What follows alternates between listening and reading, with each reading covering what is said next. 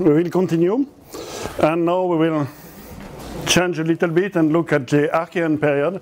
So this will be something less speculative because we have rocks, so we can say something.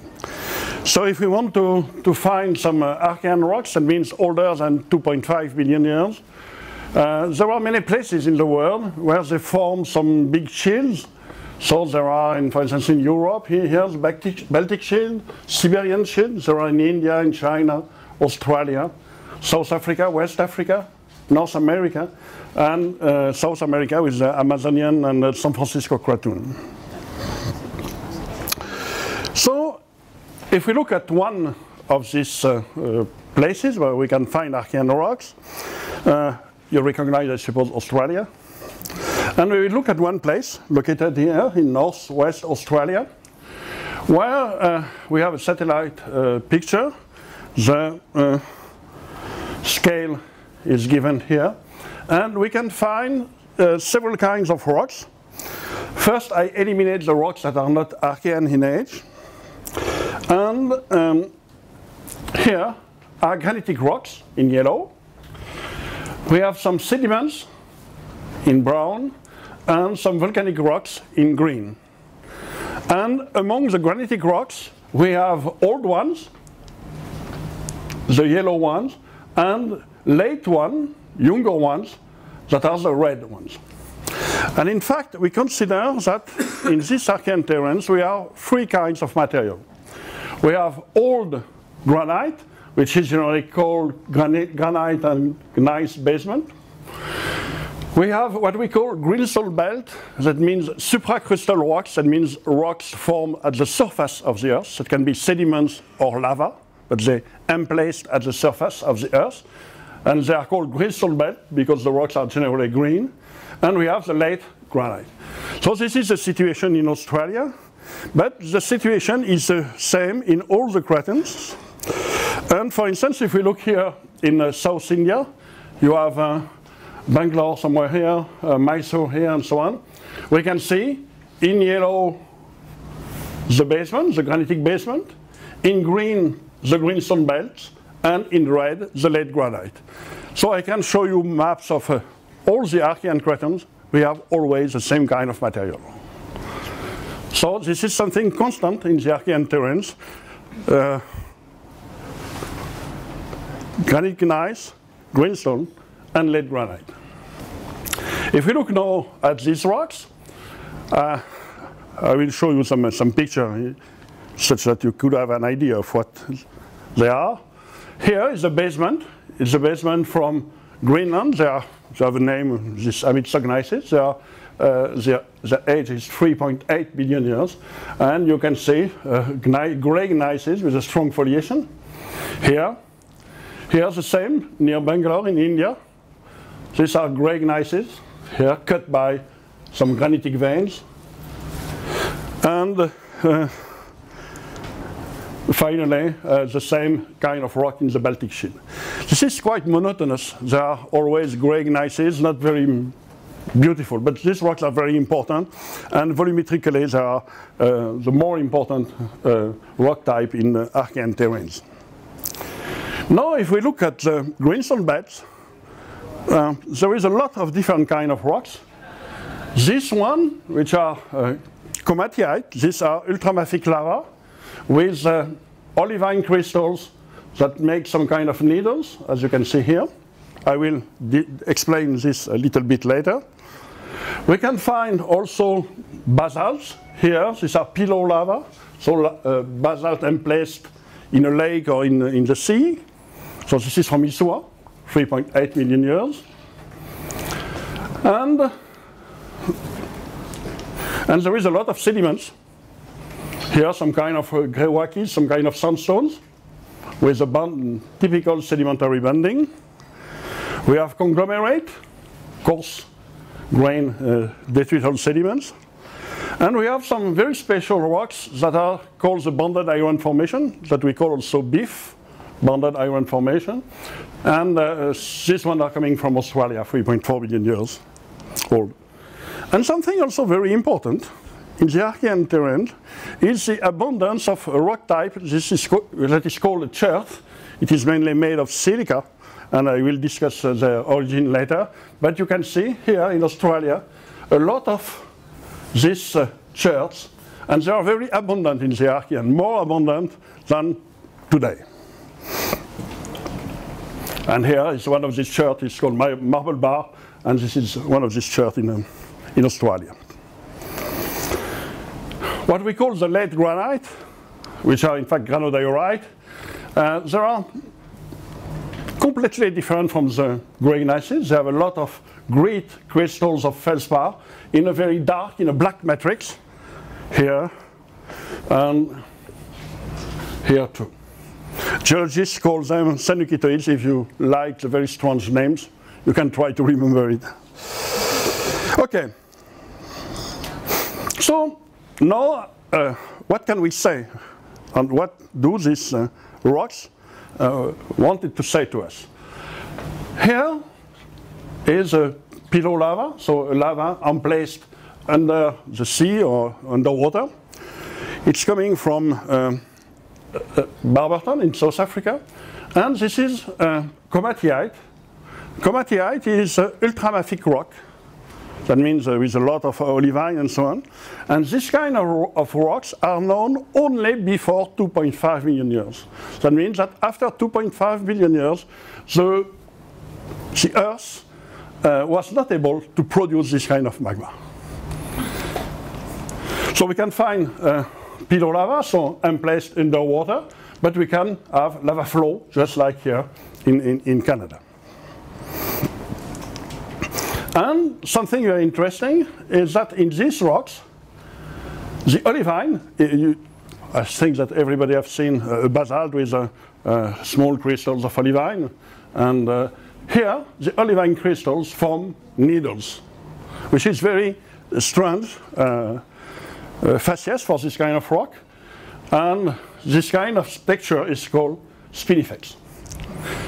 So this is something specific of this kind of rocks.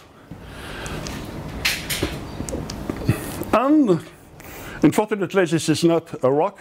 This is only a window of a car with ice. But what we see is that if you put water, when the weather is very cold, and if you put water, ice will crystallize, giving needles like this here. And with this kind of structure, you have a main needle, and smaller needles, and even smaller here, and so on. So this structure is the structure that we observed in komatiite. We have exactly the same. And this is the reason why geologists consider that these komatiite are generated by a very rapid cooling of a very hot lava. So that was just like when you put liquid water on a car window, it will crystallize rapidly and give needle. Here we have needle because of a very rapid crystallization. One of the problems is that this kind of structure is known only in rocks older than 2.5 billion years.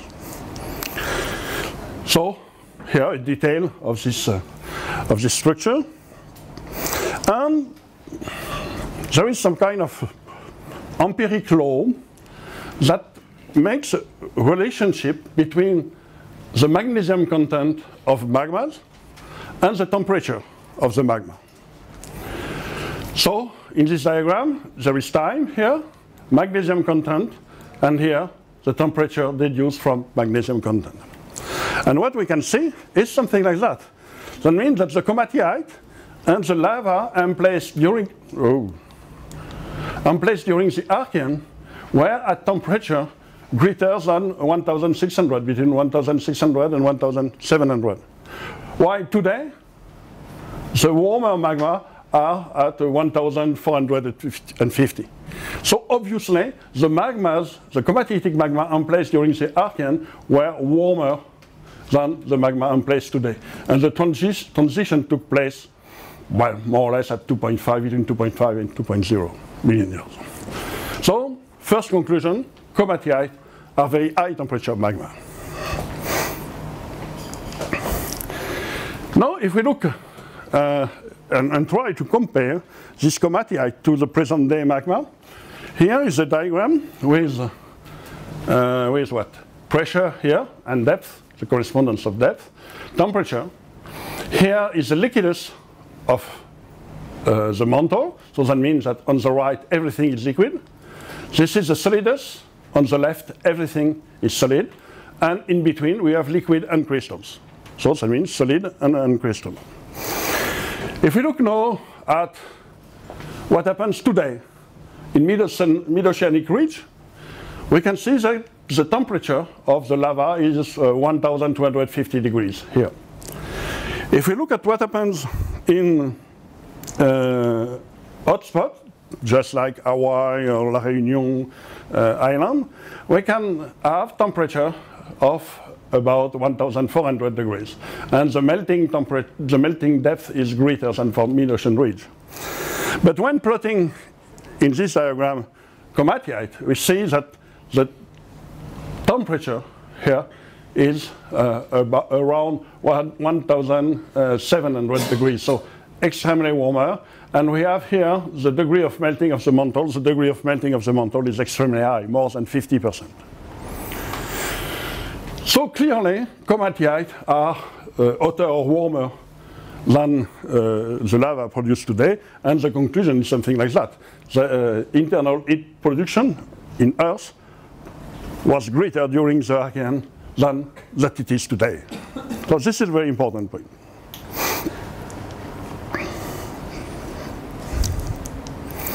So some people made some estimation of this production of heat production. Here we have time. Here we have the Earth's heat production. So the normalizing value was the present day value for 1. And what we can say is, of course, since its accretion, the internal heat production decreases. So Earth is progressively cooling. But we can see that 4 billion years ago, the heat production in the internal Earth was 4 times greater than it is today. So this is something very important. There was more heat available, such that high temperature lava and high degree of melting of the mantle were possible during the Archaean, such that komatiite can be generated. And after 2.5, the Earth, after cooling, became too cold and was not able to produce high temperature magma. So it produces only basalts and this kind of rocks. So, okay, the point is that the internal heat production during the Archaean was greater than it is today. Now, we look at the second kind of rocks.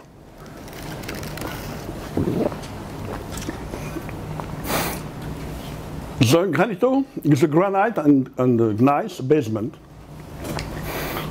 So that I call also grey gneiss. And if we plot the composition of these rocks in a diagram with calcium feldspar, sodium feldspar, and potassium feldspar, we can see that most of the rocks plot in the fields of tonalite, trondhjemite, and granodiorite. You do not realize, but in this diagram there is more than 1,300 points, but all are at the same place. So that means that these rocks are very homogeneous composition, plotting in the field of tonalite, trondhjemite, and granodiorite. And as geologists are generally lazy people, they call these rocks TTG. TTG for trondhjemite, tonalite, and granodiorite. A very interesting point is that if we take these Archaean rocks, and if we want to compare them with the modern crust, when I say modern is younger than 2 giga years, we can see that the composition is different. During the Archaean, in red, the composition is TTG. And after the Archaean, the composition is from tonalite to granite. So the composition of the continental crust during the Archaean and today is different. The conclusion is that the processes of genesis, or the source of the modern and the old continental crust, were different. And we will try to discuss what could be this difference. I continue with the differences. In this potassium, sodium, calcium diagram, all the Archaean rocks plot near the sodium pole, they do not follow what we call a classical calc-alkaline trend that we can see in subduction zones. When the rocks younger than 2.5 follow this trend are enriched in potassium. So if you want to put something in your memory about these rocks, Archaean rocks are sodic, modern rocks are potassic, or more potassic. As you like geochemistry, I continue. Here are rare earth pattern for Archaean rocks, for the TTG, and here are rare earth pattern for the modern continental crust. I will not comment in detail, but as the scale is exactly the same, you can see that the patterns are different. And the difference is that the Archaean rocks are strongly depleted in heavy rare earths, while the modern rocks are not depleted in heavy rare earths. So this, when we go into the intimacy of these rocks, we can also find differences between Archaean and modern continental crust. So, how can we explain this? I will not explain all the chemical modeling and so on. I will only give you the result of this modeling. The result is that these rocks were produced by two stages of melting. The first one is melting of the mantle, and the melting of this mantle produces basalt. And in a second step, this basalt, for instance, if the basalt enters in a subduction zone, this basalt at high temperature will melt and give a tonalitic magma. So there are two stages, two steps in the genesis of these rocks. And after, sometimes, it's possible to have fractional crystallization that will change a little bit the composition of the rocks. But the more important is this melting event that, in two stages, transform a rock from the mantle in a rock of the continental crust.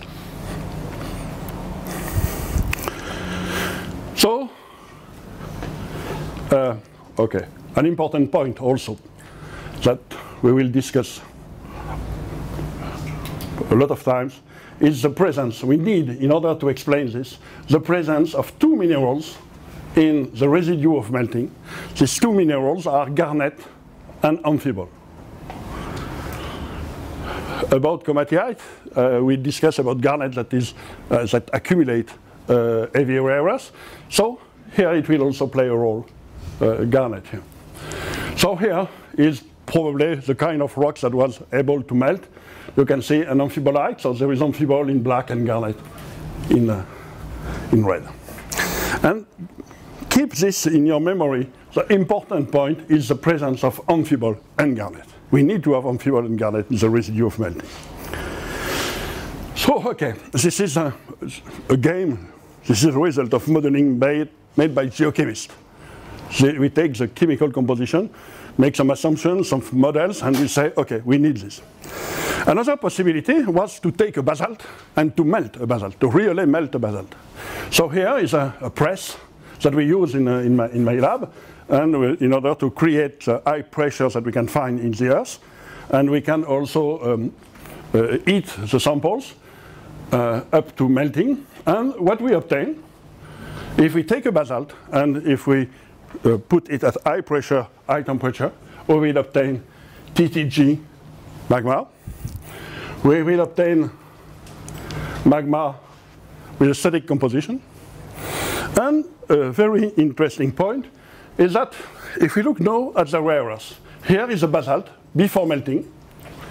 If we melt at pressure where garnet is not stable, we will have this kind of thing, enriched in light rare earths but flat for heavy rare earths. If we have garnet in the residue of melting, we will have exactly what we have in the TTG, high light rare earth content and depletion here in heavy rare earths. So experimental petrology, experimental melting of basalt, shows that it's possible to obtain TTG by melting a basalt in the domain of stability of amphibole and garnet. So these are two approaches that converge towards the same conclusion. One is geochemical modeling, and this one is experimental petrology, and both show the same conclusion. Okay. So now, the important point we must have in mind is presence of amphibole and garnet in the residue of melting. Here is a diagram with a pressure or depth in the Earth. Here is the temperature.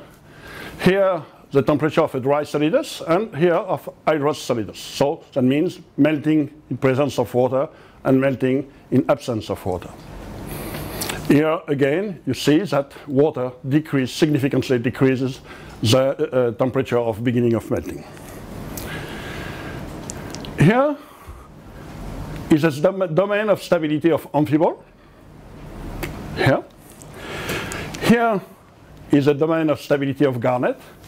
So the place here is a place where we can melt a basalt in presence of water when we have amphibole and garnet in the residue. So that means that the TTG are produced somewhere in this condition of temperature and pressure.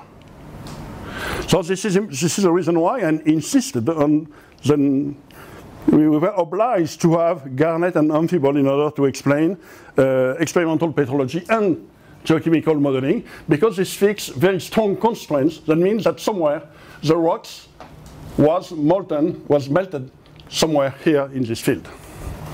So this is something important. So now, okay, we can try to look at what happens in a subduction, for example, what is happening under Chile today. So today, the oceanic crust enters in subduction under South America, and it is quite cold because it formed in the ridge. The average time is 60 million years, and during 60 million years it was at the bottom of the ocean and it cooled at very low temperature. So the geothermal gradient, as you can see here, are low, and of course they do not cut this field. But there is something worse. What is worse? I put here some dehydration reaction. So some minerals that contain water and that release water due to pressure and temperature. So this one is actinolite, chlorite, talc, zoisite, tremolite, and so on. And you see that if we follow this geothermal gradient, the subducted basalt will dehydrate before to reach the temperature of melting. And if it dehydrates before to reach its temperature of melting, that means that if there is no more water in it, its temperature of melting will not be this temperature, 700 degrees, but 1,400. So this is the reason why when you were a baby at school, you learn that it is impossible to melt a basalt in a subduction zone. Almost. So, in fact, what happens? We have here the subduction. The fluid released go through the mantle.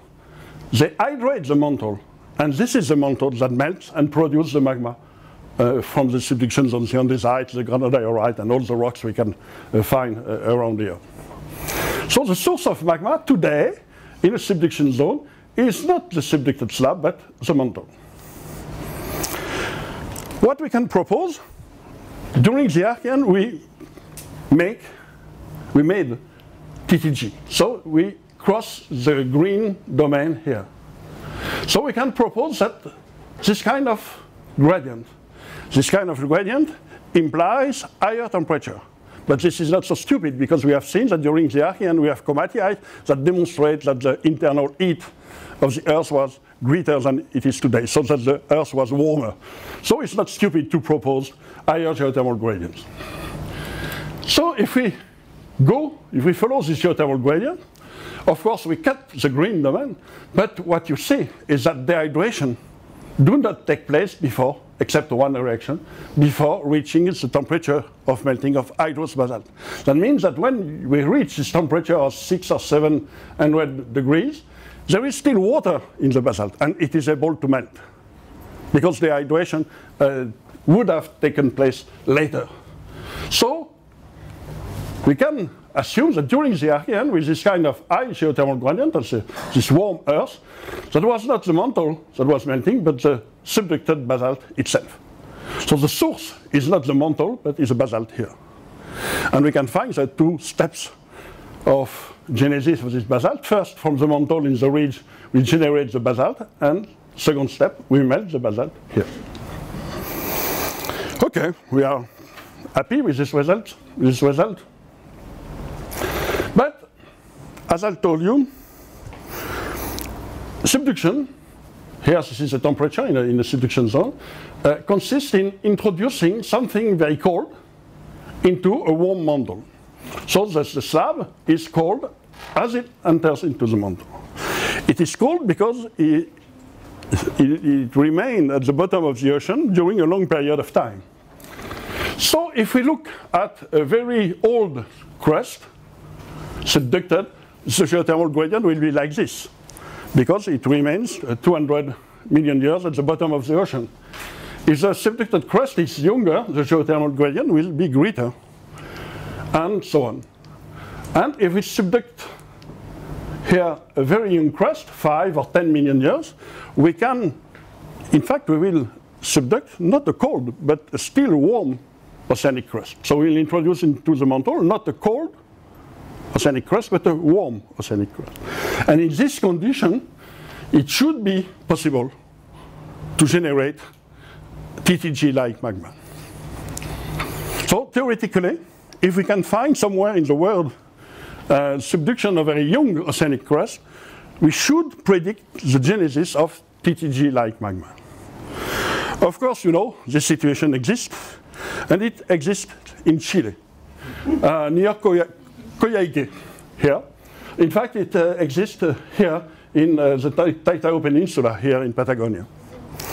And what we have in fact here the South American plate, we have here the Antarctic plate, and here we have the Nazca plate.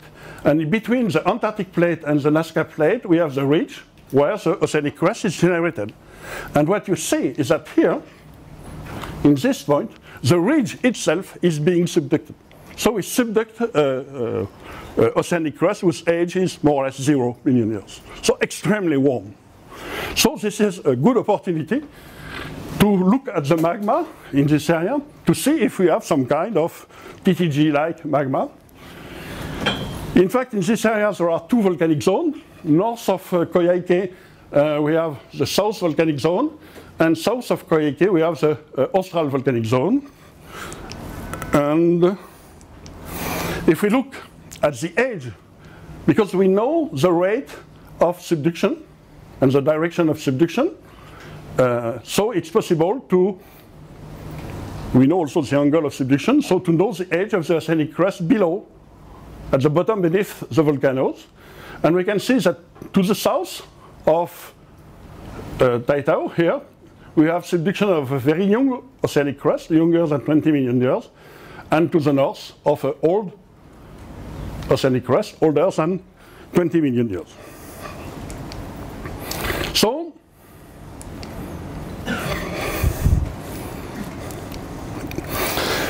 if we look at the magma generated by these volcanoes here, and these volcanoes here, we can see here that we have tonalite to granite. Here we have TTG-like. If we look at potassium, sodium, and calcium, here we have sodic magma, and to the north we have classical potassic magma. And rare earths are flat in the magma of the north and strongly fractionated to the south. These rocks produced to the south are also called adacites, but well, this is not very important. But what we see is that when we are able to produce and to subduct very young oceanic crust, we subduct a warm oceanic crust, and we can produce magma that look like the Archaean magma. So that means that the idea that we did use from geochemical modeling and from experimental petrology that say during the Archaean the Earth was warmer such that we had melting of the subducted slab and produced TTG magma is demonstrated here by the fact that where we subduct a young and hot oceanic crust, you obtain TTG magma. So this is a modern analog of what took place in the Archaean. So we can develop this idea. Here we can see the age of the crust when it enters in subduction. So when the crust is young, we have low heavy rare earth content, typical of basalt melting in subduction. And when it is old, we have high ytterbium content, typical of melting of the mantle. So what we see in Patagonia, in Chile, can be extended to the whole world. Subduction of a young crust produces TTG-like magma, and subduction of an old and cold one produces classical calcareous ones.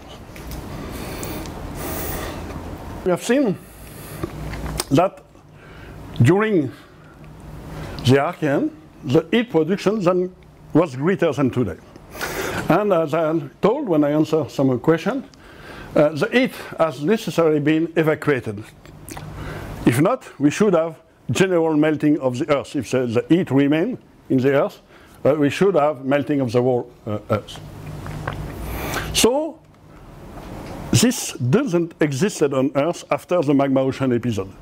The magma ocean episode was the last episode of general melting of the Earth. So, as we do not have any record of such a melting after the magma ocean, that means that this heat has been evacuated during the Archaean. And today, if we look at the thermal flux on Earth, we see that the heat is evacuated, the high geothermal gradient here, are mainly on the oceanic ridge. You can see here on all the ridge the high temperature, while in the middle of the plate or in subduction there is no this high heat flux. That means that the heat is evacuated by the ridge system. And it is evacuated by volcanism and also by hydrothermalism, but both are linked, of course. So the internal heat is evacuated at mid-oceanic ridge. So many years ago, a researcher proposed that we can correlate the amount of heat to be evacuated here. We can correlate it to the length of the ridge system. And that means that, for instance, here you have a cubic square here. That means that if you increase, for instance, the amount of heat to evacuate by 3, you need to increase the length of the ridge by cubic 27. So, okay, if we have more heat to evacuate, we can increase the length of the ridges. And, okay, so today, if you look at the plates, the typical size is 7,000 of kilometers. You can see here in the size of most of the plate. While during the Archaean, if we increase the length of the ridge, we will create smaller plates. And very probably during the Archaean, there were more plates but smaller plates. So more ridge system and smaller plates. Okay, this is an assumption, but is it realistic? I propose you to discover Fiji. I've never been, so this is one of my dreams. Coconut, not with water. Okay, so the North Fiji basin is located somewhere here, and it is very interesting because we have a thermal anomaly here that is not located on the main ridges system. So we have a very important thermal anomaly, and this is one of the points of the Earth far from the main ridges where we have so high geothermal gradients. So this is one of the points where the Earth has a lot of heat to release, to evacuate. Okay, here is the North Fiji basin with the Australian plate, Pacific plate, Fiji, Vanuatu, New Caledonia here. And here is a thermal flux at in the North Fiji basin. So this is the anomaly. The thermal anomaly is located here. And so it is interesting to think how this energy is released. And in fact, if we look at this, we can see that there is a lot of ridges. These are mid-oceanic ridges. So the length of oceanic ridges here is very high. It is 20 times, by surface unit, it is 20 times more important than in the Pacific Ocean. So there is a lot of ridges, and these ridges delimitate small plates. There's a small plate here, small one here, and a smaller one here. So what we can see here is that today, when our planet has a lot of energy to release, it will do this by increasing the length of the ridges and delimiting small plates. That means that this is not a proof, that means that this is a modern analog, and that means that the idea that during the Archaean the plates were smaller is not maybe so stupid as it could appear at the first look. So, okay. This is something interesting also, because if you increase the length of the ridges, you will also increase hydrothermalism. And if we have more ridges during the Archaean, we should have more hydrothermalism, that means more cherts. And I mentioned at the beginning that one specific aspect of the Archaean is the abundance of chert. So this abundance of chert can be correlated with the amount of ridge, the more important amount of ridge that existed during the Archaean on Earth. So this is consistent. So we have seen this picture before. If, of course, if there is more ridge, that means that there is more hydrothermalism, and maybe this could have favored some kind of chemiotrophic life. This could have some repercussion of the distribution of life on Earth at that time.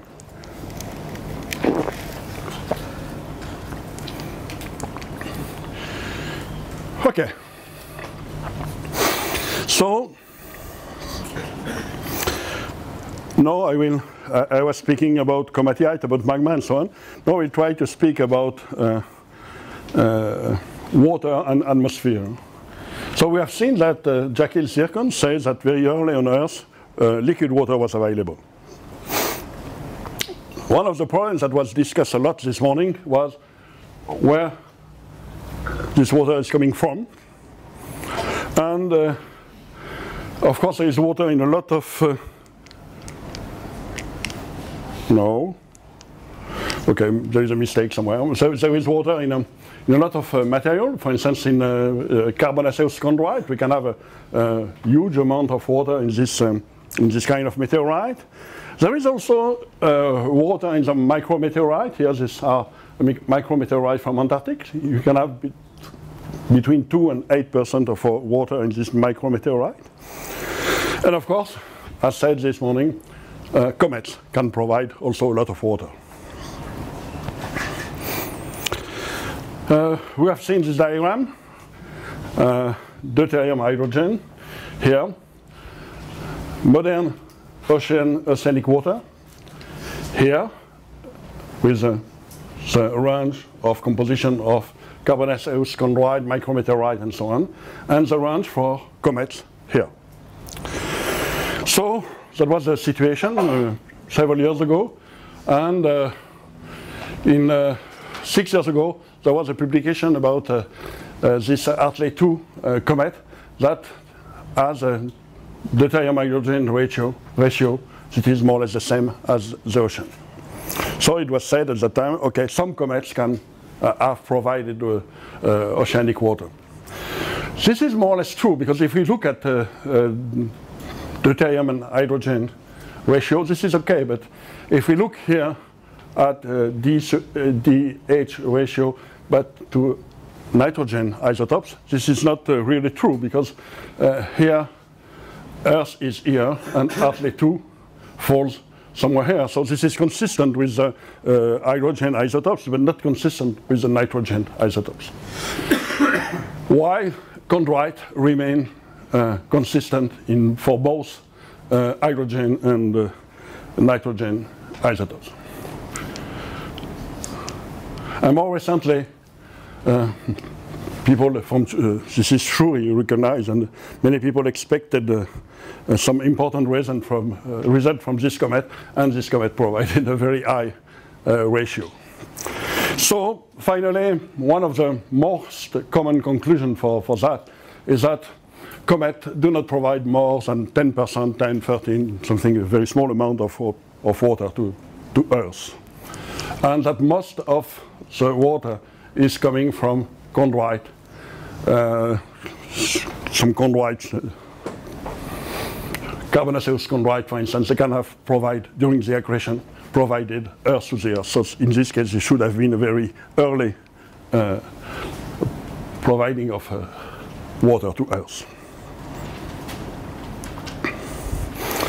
So, okay, this is a fact. There is water during the Archaean. What kind of water? People were interested by chert. Here is a marble bar, and this is a sample of this marble bar chert. This chert is silica, SiO2, and this silica is supposed to have been precipitated from water. So that means that the isotopic composition, for instance, of this silica will be the same as the composition of the ocean. And you know that these stable isotopes, oxygen and silica, can be related to temperature. And for instance, if we try to deduce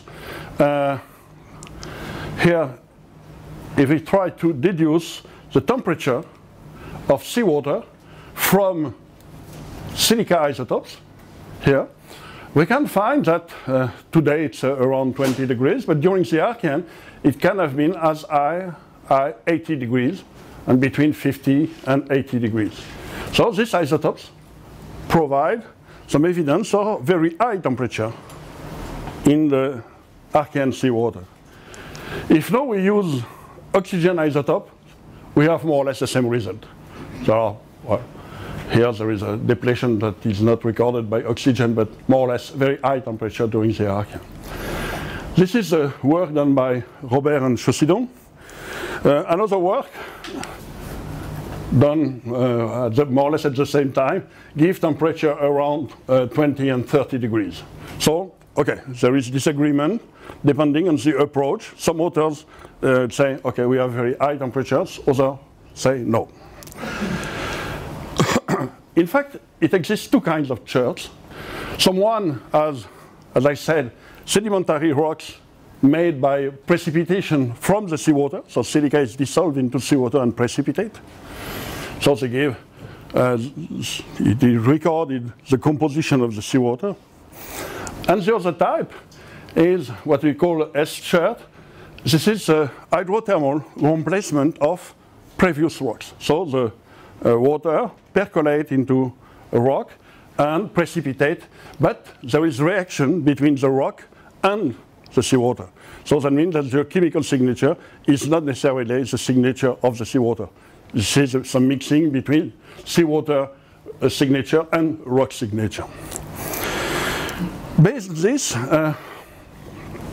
3 years ago, Johanna Marin-Carbode proposed some criterion in order to select the good cherts, the cherts that will give that are generated by direct precipitation of silica from seawater. And using this criterion, she obtained temperature ranging between 37 and 52 degrees. So this is not 80 degrees, but that means that the oceanic, if we follow this line of evidences, that means that the temperature of the Archaean Ocean was greater than it is today. Not very much, but it was greater than it is today.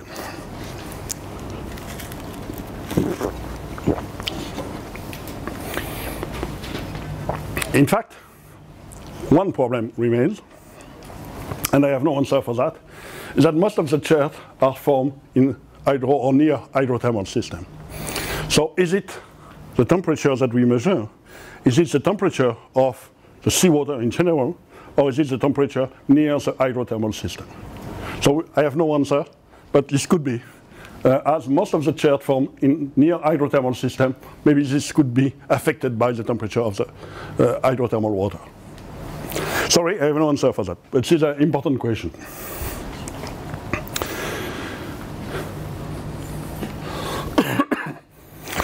I show you in the previous talk that some minerals, just like zircon, can catch minerals crystallizing together with them in the same magma.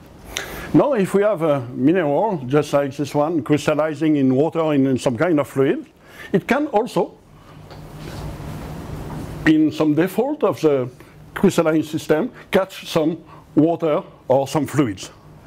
And in sedimentary minerals, there is a lot of this kind of fluids catched by the minerals. For instance, here, I think this is in the sedimentary quartz, and we have these defaults in the system, and there is a lot of fluid inclusions. And okay, quartz is not so beautiful, so this one is from an emerald. And there is an inclusion here. And in the inclusion, we have a lot of things. We can find salt crystal. We can have vapor, a bubble of vapor, and water with salt. So we can, in fact, some ocean water was trapped, or hydrothermal water was trapped in this mineral. So the idea is to look at this fluid inclusion in minerals in order to try to have an idea of the composition of the Archaean water. So we will look at water inclusion in Archaean minerals, hoping that they represent the composition of the seawater at the time. This study shows that, so we have looked, this is the work of Daniele Pinti, we have looked at several ions and normalized to the concentration of the present day seawater. So today, the seawater has this normalized composition. And in the Archaean, there are big differences. But before to look at the differences, there are some points that are more or less identical. If we look at chlorine, bromine, sodium, potassium, magnesium, this is more or less the same concentration as today. So for these elements, the concentration of ions was more or less the same as today. But the big differences are for sulfate, iron, calcium, and strontium. So one of the first one, SO4, is today the sulfate in water is coming from the reaction of some minerals, just like here pyrite, here, that is a sulfur of iron, that react with oxygen from the atmosphere and water and give iron-free and sulfate ion in the water. And this sulfate goes to the ocean, and the sulfate that we found today in the ocean is coming from this kind of reaction. The problem is that on the early Earth, there was no oxygen, there was no dioxygen in the atmosphere. So this reaction was not possible during the Archaean because there was no oxygen in the atmosphere. So if there was no oxygen in the atmosphere, the sulfate remains in the minerals and do not go to the ocean. So this is the reason why we have a depletion of sulfate in the Archaean ocean, because there was no oxygen in the atmosphere allowing this kind of reaction.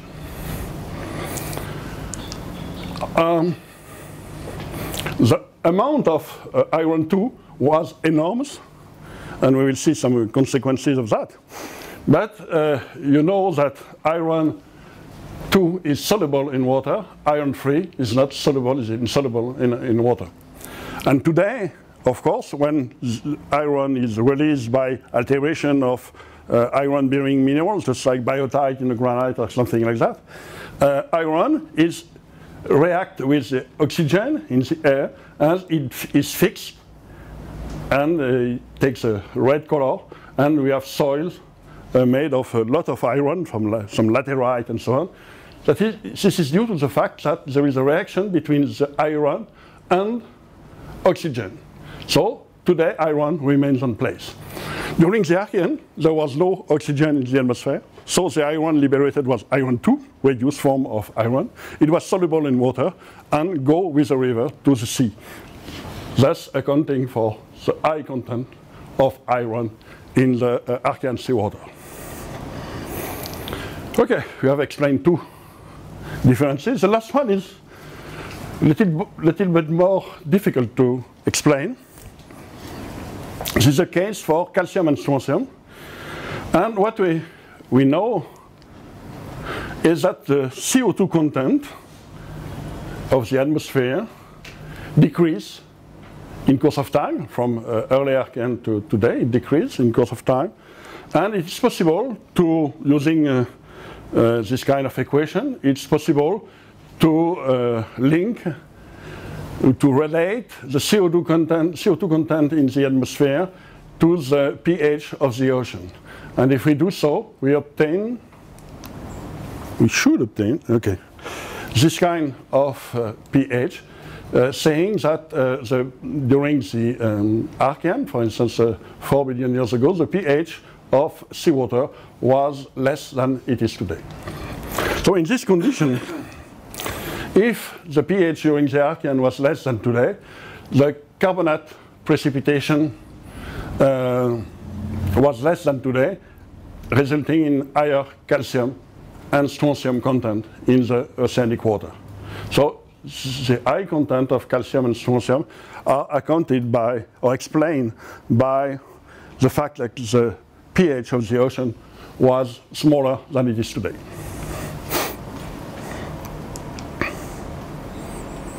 Okay. So we have seen that the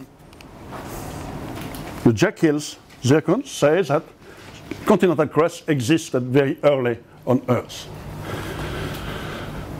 This is due to the fact that we have found granite minerals in inclusion into these zircons.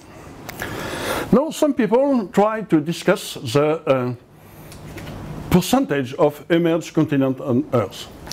So they consider, for instance, the distribution of altitude today and the sea level is here. So we see that, of course, the continents here are generally above the sea level, but the ocean, of course, are under the sea level. And the conclusion of that is that the amount today of emerged continent is 29%. So today, the emerged continent represents 29%.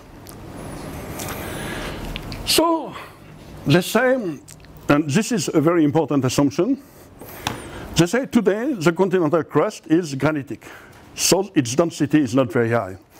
But they say during the Archean, and they assert that during the Archean, the crust was mainly basaltic, so its density was greater. And in this condition, if the density of the crust was greater, it was not so high as the continental crust today. So this assumption, this demonstration, is based on the fact that today the crust is granitic. During the Archean, it was more basaltic. So if we take into account this possibility of a basaltic crust during the Archean, this is what we see here, of course,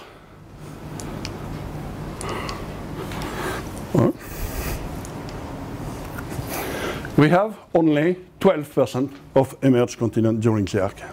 So if we follow this line of thinking, it seems that the emerged continent during the Archean were by far less than today. Today 29%, 1/3, and during the Archean 12%. Okay, so in the Archean less emerged continents than today. Recently, I think that was in August this year, so very, very recently, a group of researchers worked on the isotope of titanium in some sediments, in some shales, and these shales are coming from the destruction of the emerged continents. They are coming from destruction of continental crust and so on.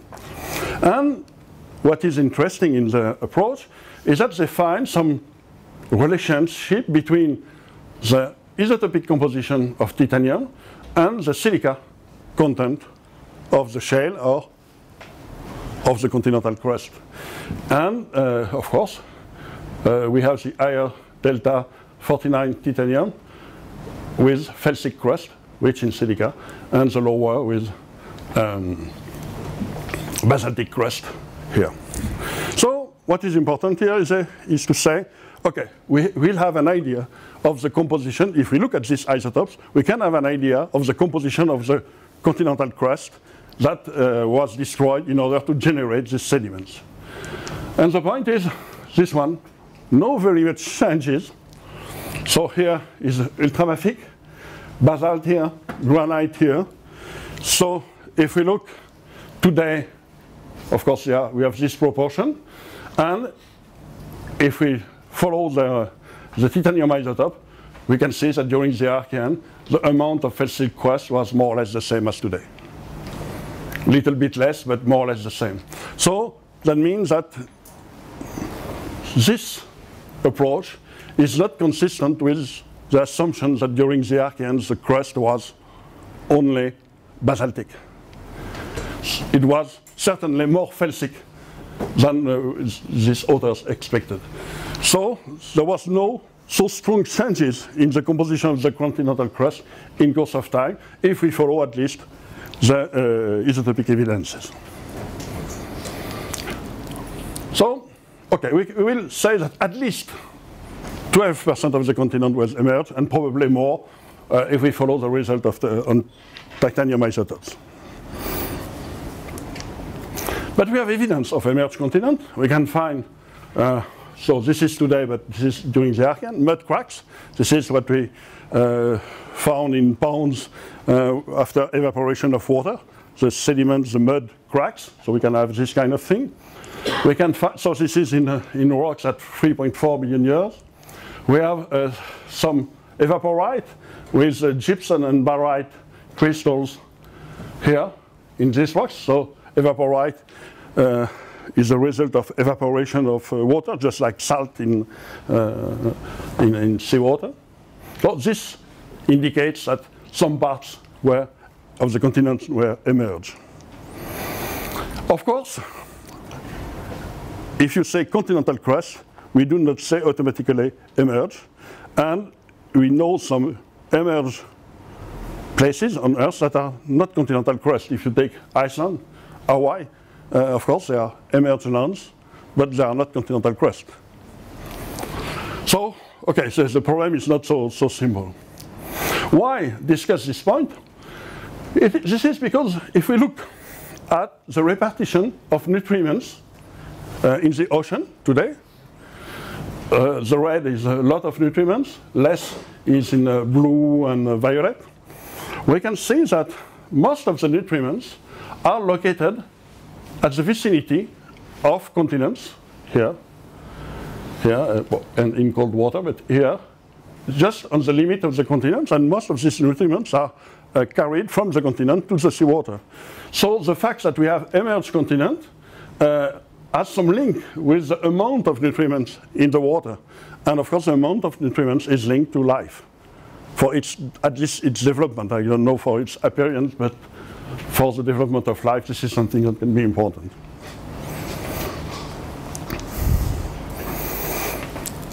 Okay.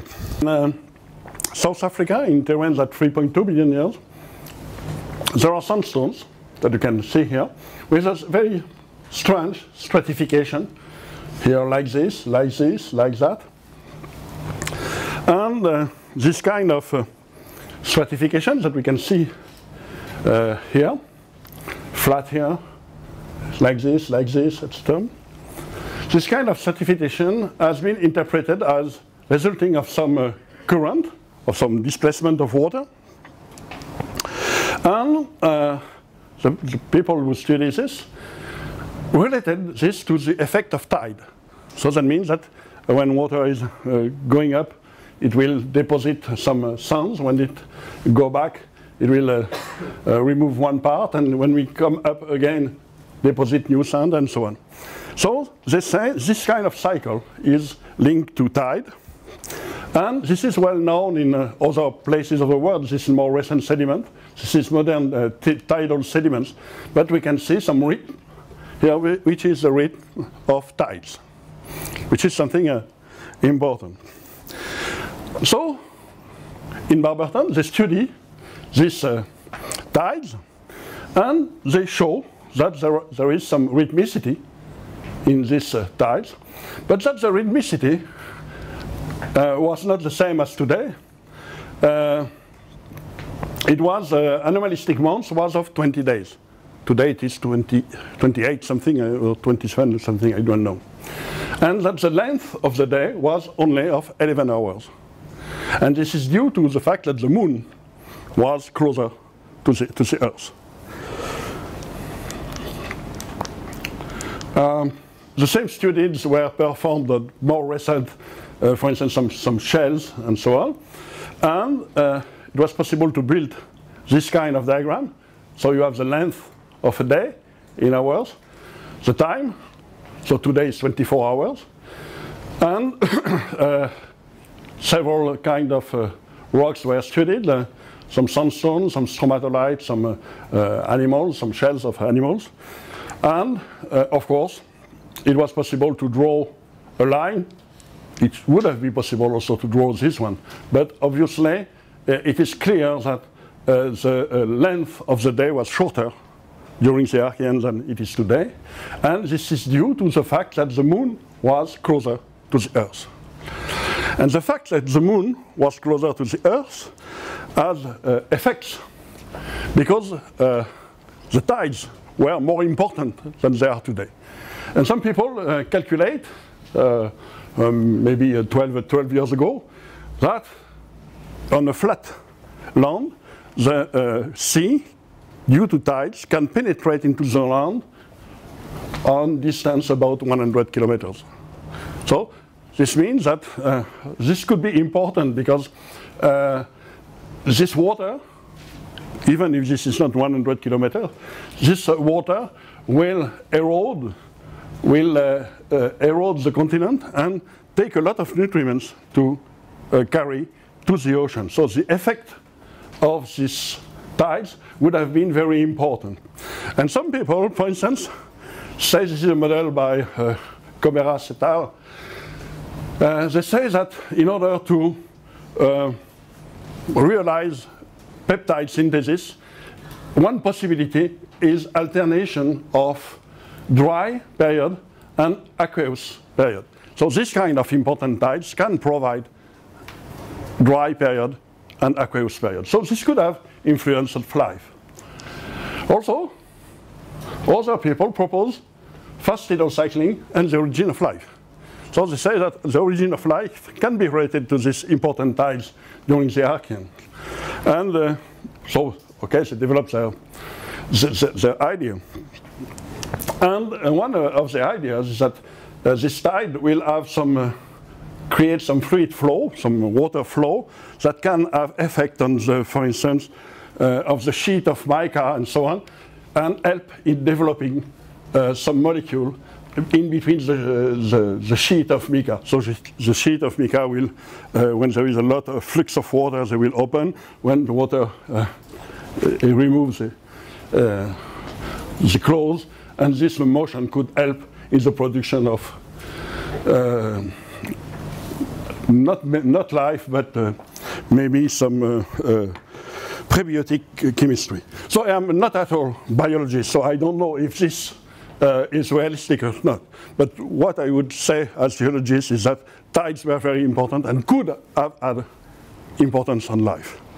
But I cannot explain this, and I don't know if this is realistic or not. But I would like to follow this kind of thing. Okay.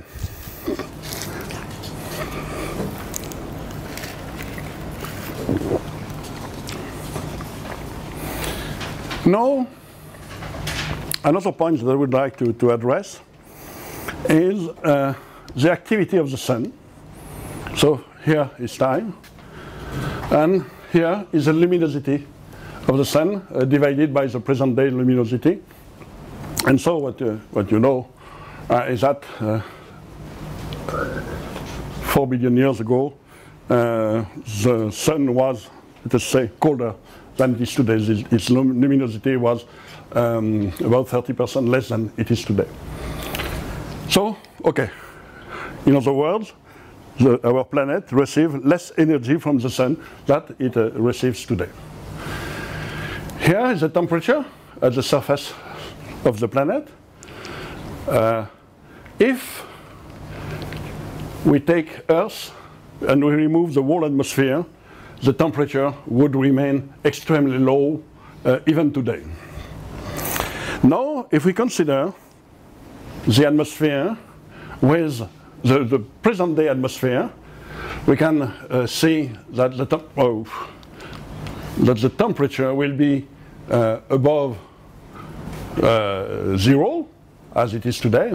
But the prediction is that up to 2.2 million years, the temperature would have been lower than 0 degree.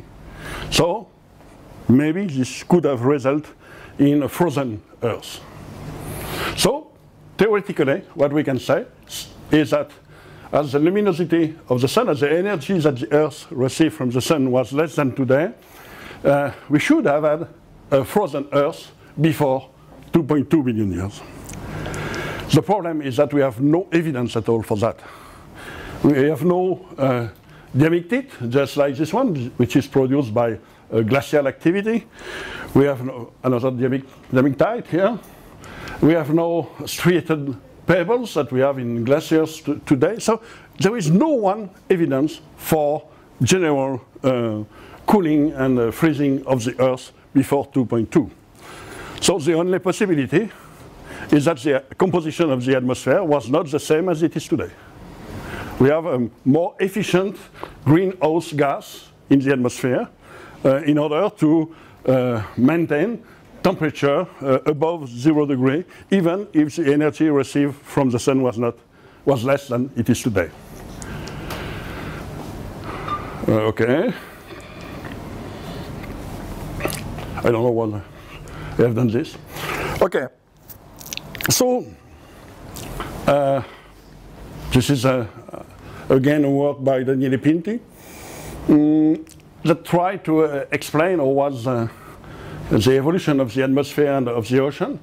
If we consider that the whole carbonate that we have today on Earth were in fact under the form of CO2 in the atmosphere, the prediction are pressure between 40 and 210 bars of CO2 in the atmosphere, pressure in the atmosphere, so which is very high.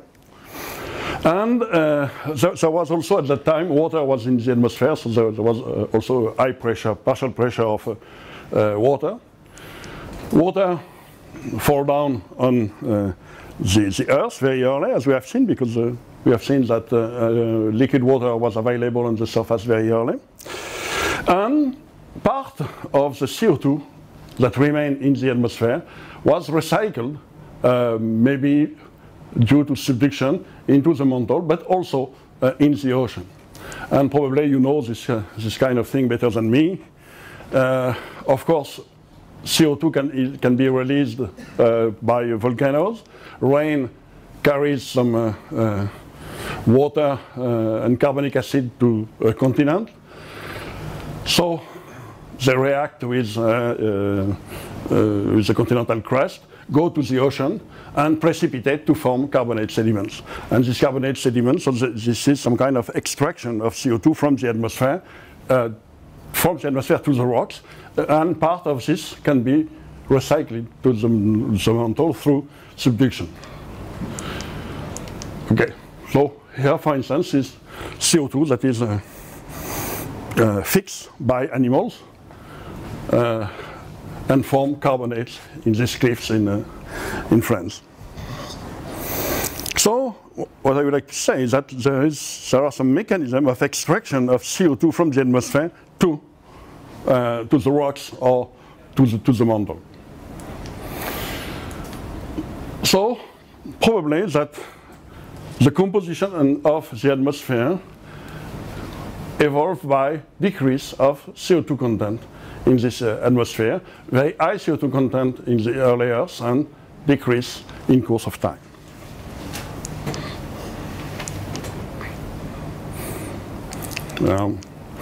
Okay, now there is also a gas that is important in the atmosphere, is oxygen. For us at least it is important.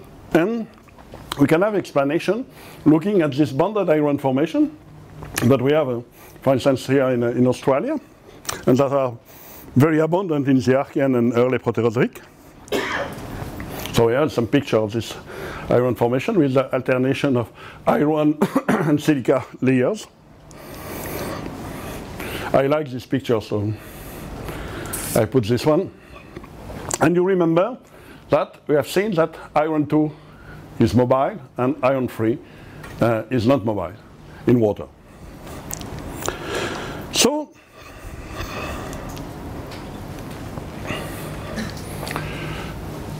if there is no oxygen in the atmosphere, the iron produced by alteration of the rock will dissolve into rivers and will go to the ocean. And we have seen that the iron 2 content of the ocean was very high during the Archaean compared with today.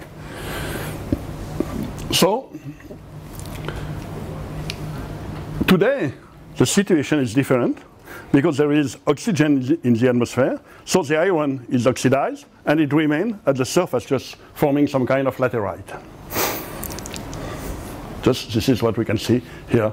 The iron is iron-free and fixed on the land, and it doesn't migrate to the ocean.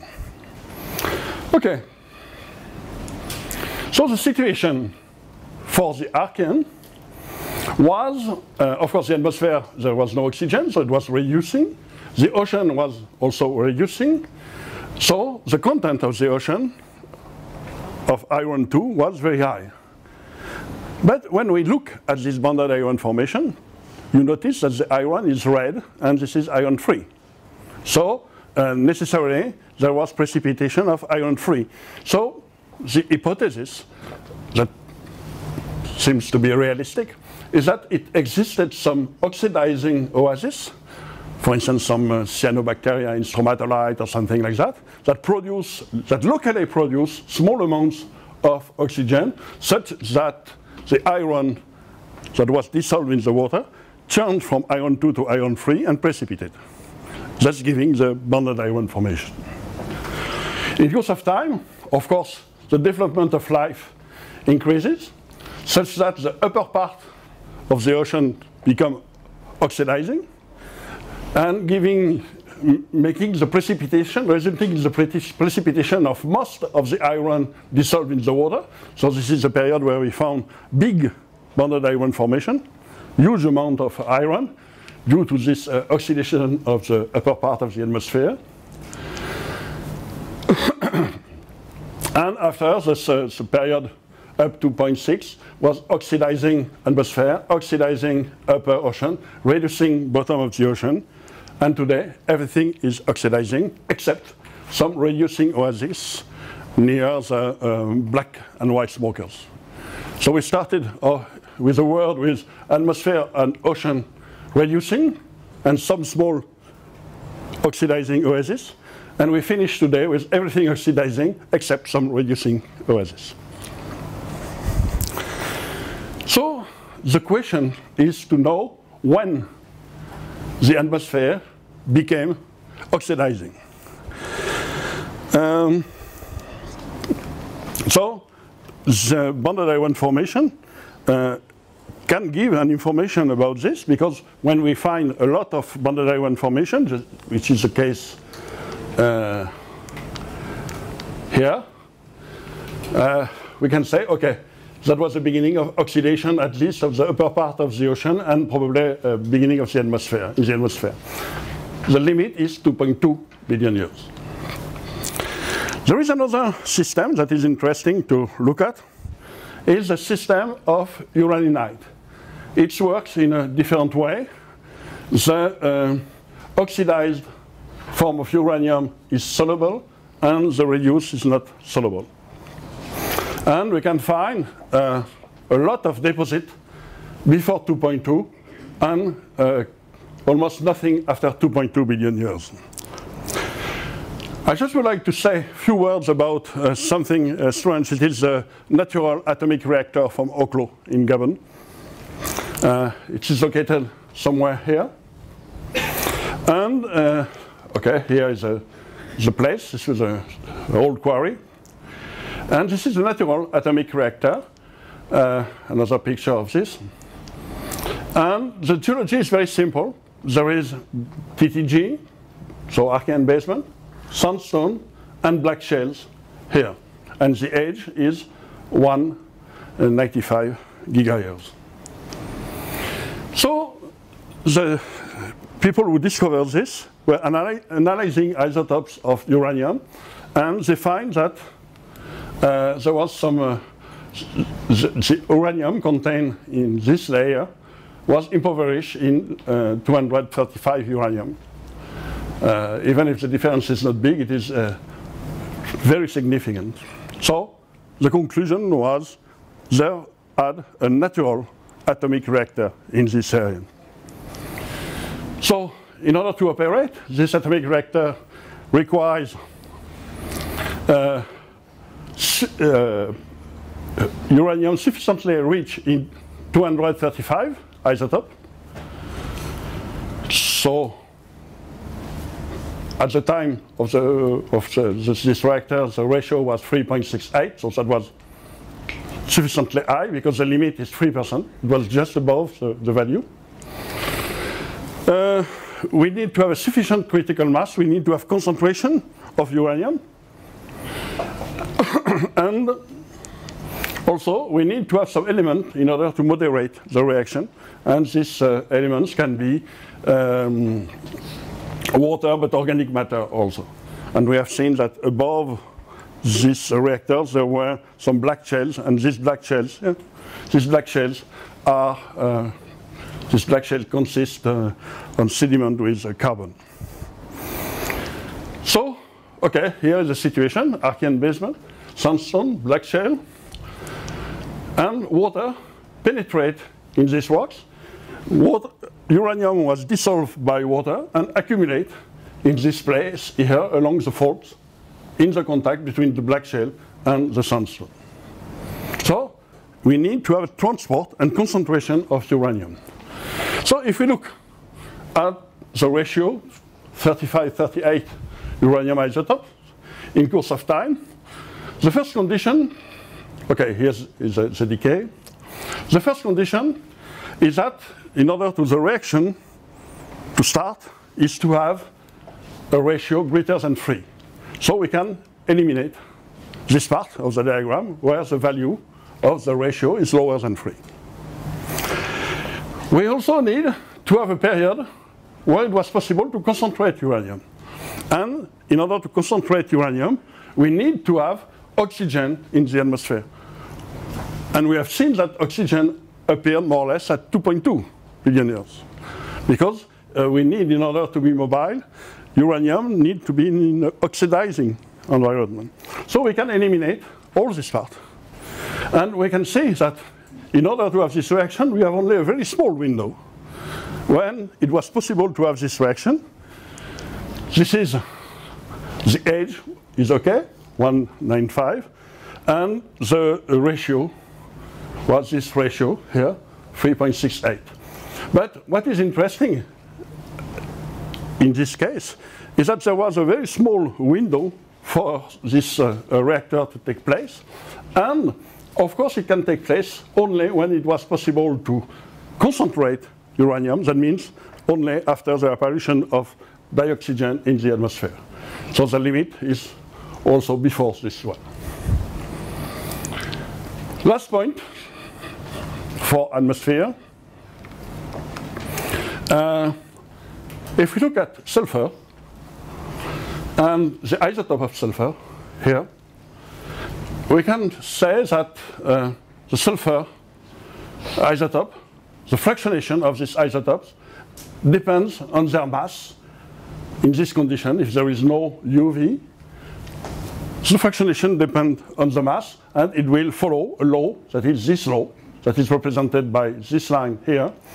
And if the fractionation is dependent on the mass, we will have points falling on the line here. This is the general case today. But if now we imagine a situation where we have UV ray reaching the surface of the Earth, in this case, the fractionation will not be mass dependent. And we will have a very big possibilities of values for this isotope sulfur fractionation.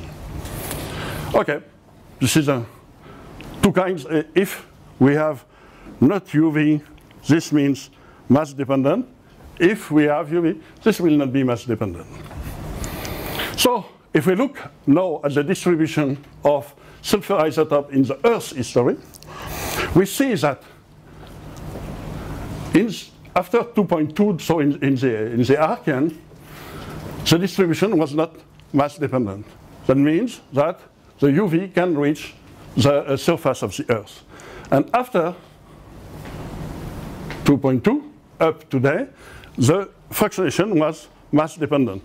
That means that UV were not able to reach the surface of the Earth, and we know that UV today are stopped by the ozone layer. That means that by the presence of oxygen, because ozone layer formed by reaction with dioxygen. So this diagram is very important because it indicates that the oxygenation of the atmosphere appeared more or less at 2.2 billion years.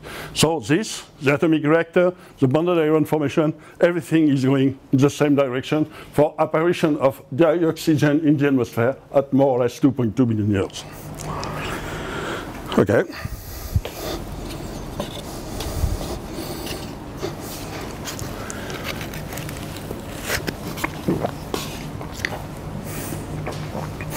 We will see in the last part in 2 minutes that in fact oxygen appeared in the atmosphere at 2.2, but that in fact living beings were able to produce oxygen since at least 3.4 or something like that. So there was a delay in the oxygenation of the atmosphere. And many assumptions were proposed. I don't know what is a good one, if it is among this one. Some people propose that in order to have oxygenation, we need to have organic carbon efficiently sequestered after the death of the organism, because if not, carbon will react with oxygen and in order to produce CO2.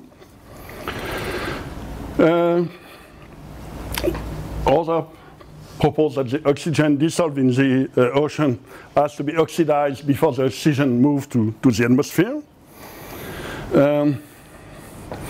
Other authors propose that oxygen was used to oxidize the mantle.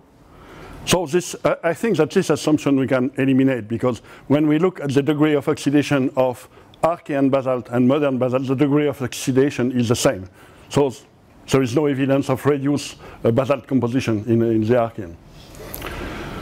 And others propose some kind of competition between cyanobacteria and metallurgen. I don't know what is a good one, but there is a lot of people that propose hypotheses in order to explain the delay in atmosphere oxygenation. Okay. The last point is, what about early life? The first point is that we have two evolutions of the sources of energy. The internal energy is decreasing in course of time since the beginning of the Earth, and it becomes less and less favorable to chemotrophic form of life, from life related, for instance, to black smoker and so on.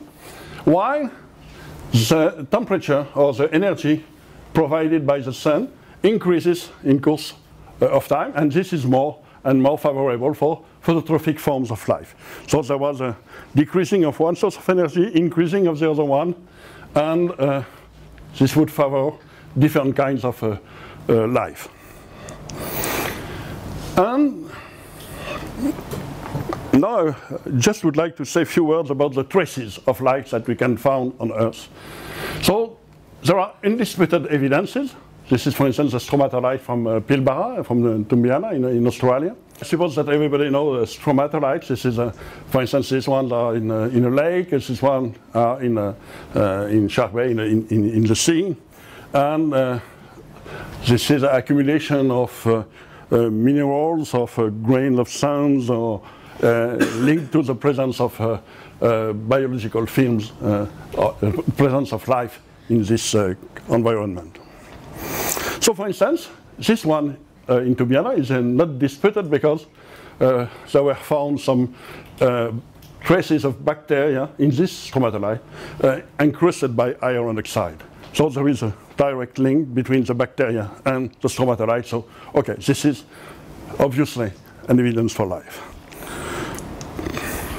In North Pole, in Australia, there are some traces of stromatolite, but I say nearly attested evidence. Most of the people believe that this is trace for life, but some say, okay, this can be some deformation of the rocks and so on. For instance, here you see, okay, so you see this stromatolite. The problem, my photo is not good one, but you have this stromatolite like this, and the bottom is flat. So that means that this is not a fault, because the fault would have affected all the levels. So, okay, I think that most of the geologists now believe that these are stromatolites. More recently, that was last or 2 years ago, Nutman and collaborators in Australia work in Isua sediments in Greenland, so in this environment, and they found this kind of structure that was in last year. And they found this kind of structure here in the sediments. So you have the scale, this is a very small structure, and they interpret this in terms of stromatolite. They say these are stromatolite, and maybe you have seen, I don't remember if this was in Nature or in Science, the oldest forms of life and so on and so on. Okay, there is in the literature after a lot of comments because this is very small scale.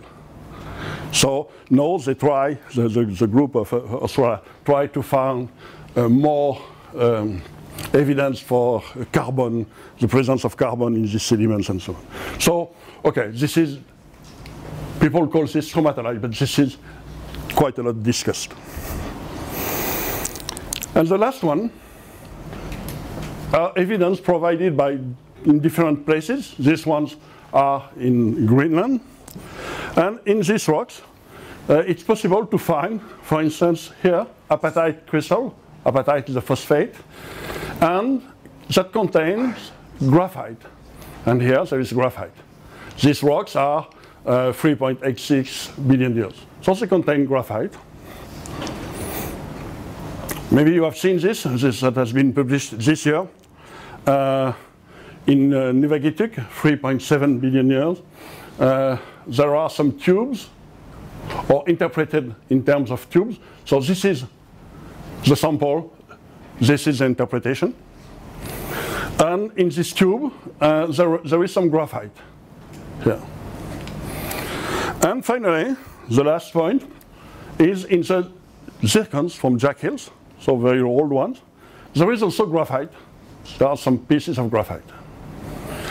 So, okay, this graphite has been analyzed from, of course, graphite is carbon. So, for carbon isotopes.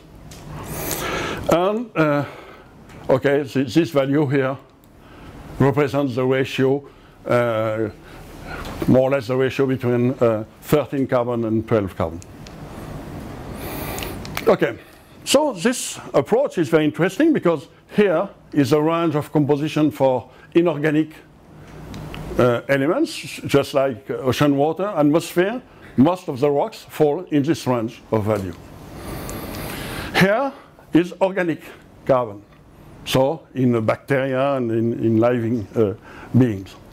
So it seems that there is a range here where there is no overlap of the values, and between -20 and -50, it seems that this is typically isotopic signature linked to organic, to life. And when we plot in this diagram the graphite from Isua or Archaean, the graphite from Nuvvuagittuq here in the tube, and the graphite in Jack Hills, okay, they plot in the domain reserved for biologic carbon. And the authors of this paper say, okay, we have found isotopic carbon signature typical of life. Of course, there is a but. And the but is when these rocks are metamorphosed, that means when they are heated, when they go deep into the earth and when pressure and temperature increase, of course, this increase of temperature and pressure modify the isotopic signature. And here you have the range of isotopic signature of these metamorphic rocks. So that means that this signature could be life, but could be also metamorphic. So this is not a proof that this carbon is linked to life. It could be linked to metamorphism. And for instance, for me it's quite difficult to imagine, for instance, if you take Jekyll zircon. The zircons crystallize in a granite. For me it's difficult to see how graphite linked to life could be in a granite. So, okay. So you can interpret this as you want, but there is a very strong doubt here due to the fact that metamorphism can re-modify the isotopic signature. So this looks like biological, but can be purely abiotic signature.